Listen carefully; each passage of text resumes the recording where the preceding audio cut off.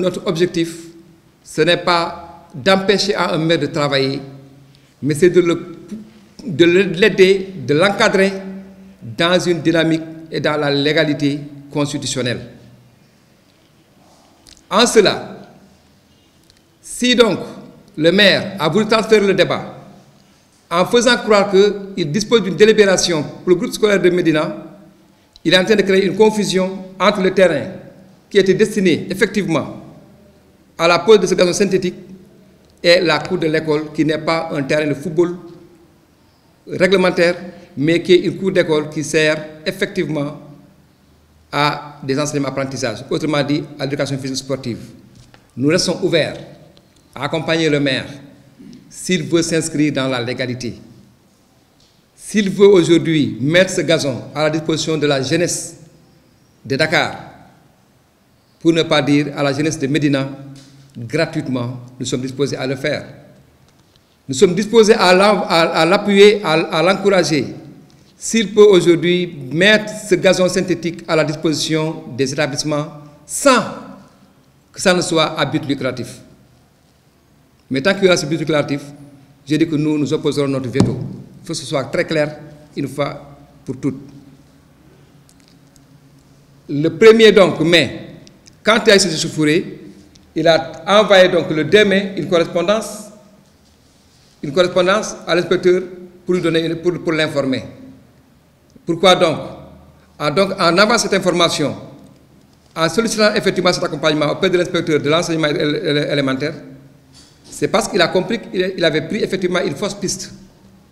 Pourquoi n'avait-il pas fait avant? Pourquoi a-t-il voulu se rattraper?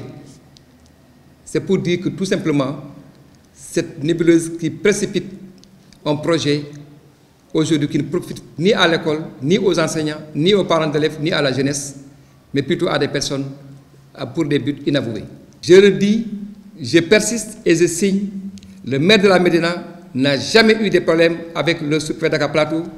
Le maire de la Médina a eu des problèmes avec un groupe de jeunes que je ne connais même pas. Je le dis et je le répète, nous accompagnons les maires dans leur dynamique, dans leurs projets et programmes. On n'est pas là que pour le contrôle de l'égalité, nous sommes là aussi pour les encadrer. Mais qui me connaît, c'est que je ne verserai jamais dans l'illégalité, je ne verserai jamais dans des magouilles, je ne verserai jamais dans l'irresponsabilité. Donc, en substance, voilà ce qui a fait effectivement couler beaucoup d'encre. Donc, c'est pour dire que j'appelle au maire de la Médina à la raison. La libre administration n'est pas une indépendance. La libre administration dans la collectivité locale, elle a été érigée dans ce document par le législateur. Le législateur, tout en mettant en place le Code général des collectivités locales qui confère la libre administration aux collectivités locales, a mis en place la charte de la déconcentration aujourd'hui qui confère un contrôle de légalité à toutes les communes, n'est-ce pas, qui sont dans la circonscription citée. Je précise que le maire est un agent de l'État, la mairie est un département de l'État, nous sommes des représentants de l'État.